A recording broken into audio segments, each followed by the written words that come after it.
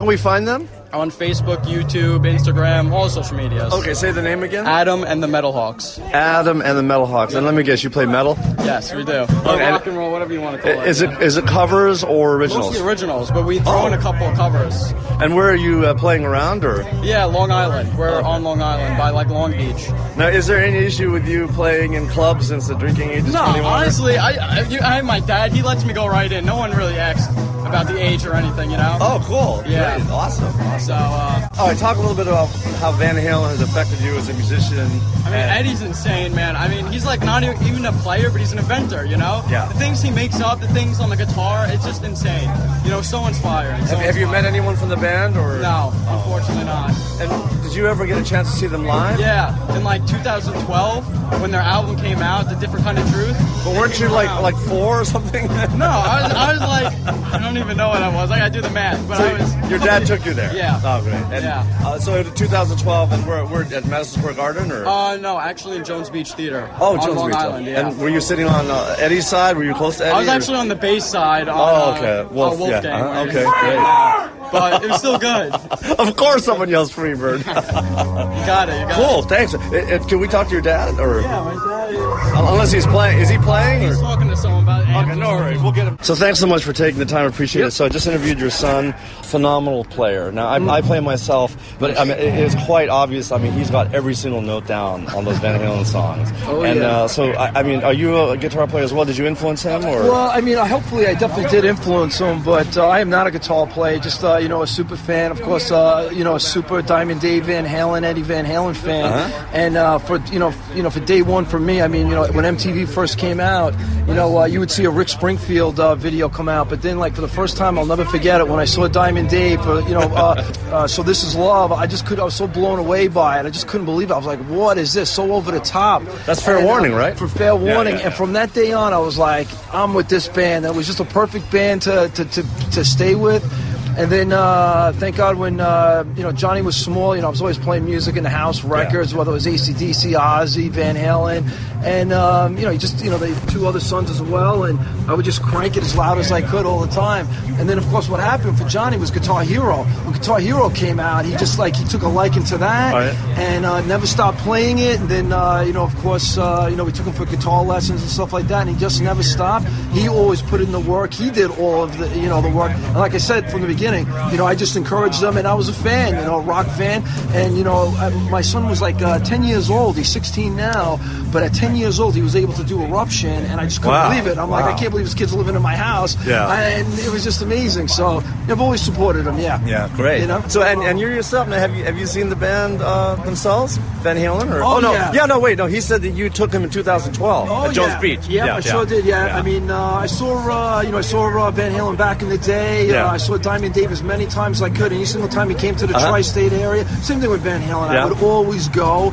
And thank God, they came out with A Different Kind of Truth. And Johnny and my 2 other sons and my wife were able to go. And just a great experience. So, your wife went. She's a fan. Oh yeah, my wife. Yeah. Oh yeah, she's got to be. Oh yeah. I couldn't get my girl to go. I said, "What about John Bumper?" Teacher's like, "No, I'm not." Yeah. Well, I think my wife, she goes because, of course, my kids are involved in it and stuff like that. So, of course, she supports the kids and stuff like that. Of course, Fantastic. That's great. That's great. Yeah. Well, and how did you hear about this event today?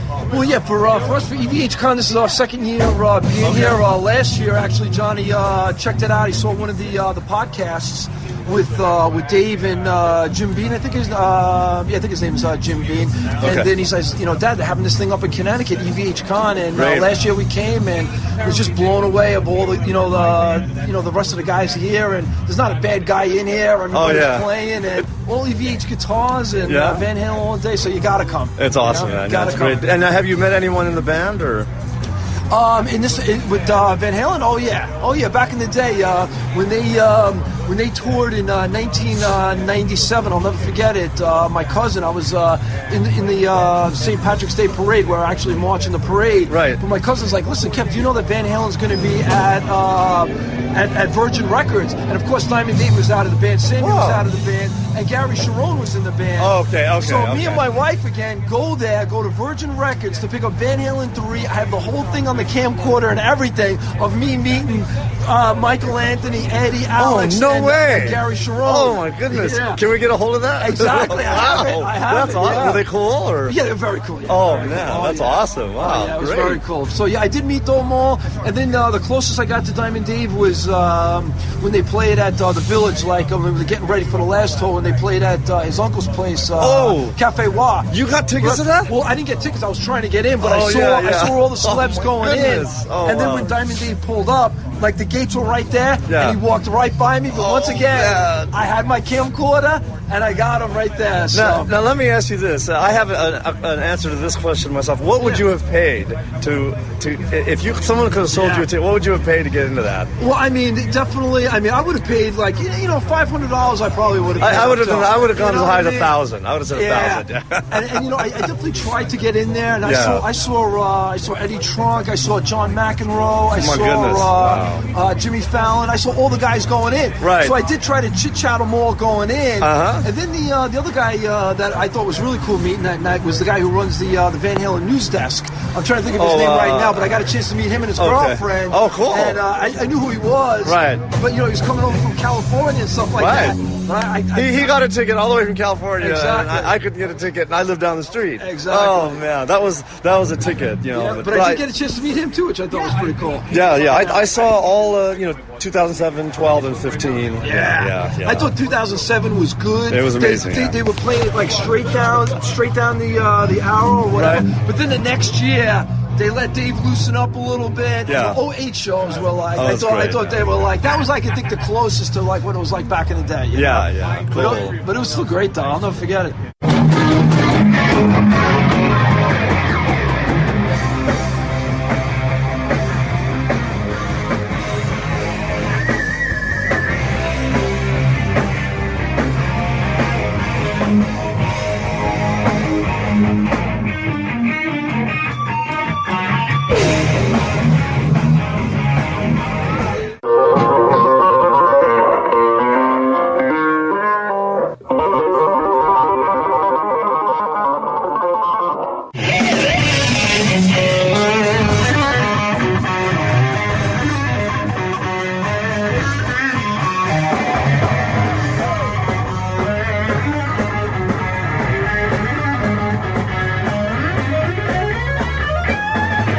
So your name is Adam Reaver. Okay, hi Adam. I'm Dan. Nice to meet you, Pleasure to Dan. meet you. Now, Joe, who I guess puts on this phenomenal convention every year for the last 5 years, including this one, said that you were the conservator or the... No.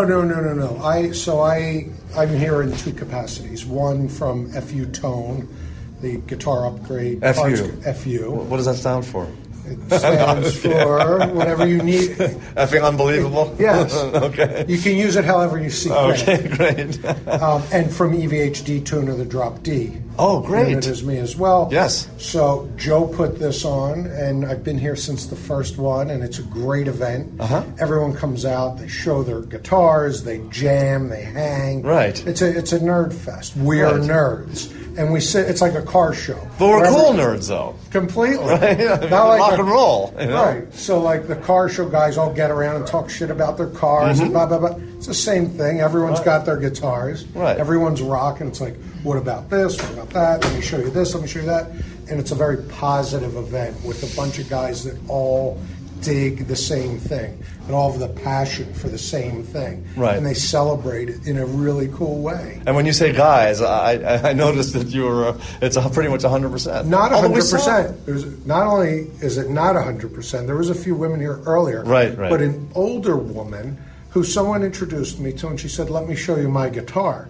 And she proceeds to whip out a first-year EVH Music Man. Whoa. And asked me to do a setup on it for her. The gold one, or No, she had that red quilt. Oh my goodness! And she was here with her mother, who was 85. right, with the walker. In the walking Oh, chair. right. I was So wondering. this is not an all-guy event. This is there's women here, and there's not women here like on the dude's arms. There's women with their guitars here. Cool, great. This is rocking. Awesome. And so you were also involved with the D-Tune as well? Yes. Oh, and in what way?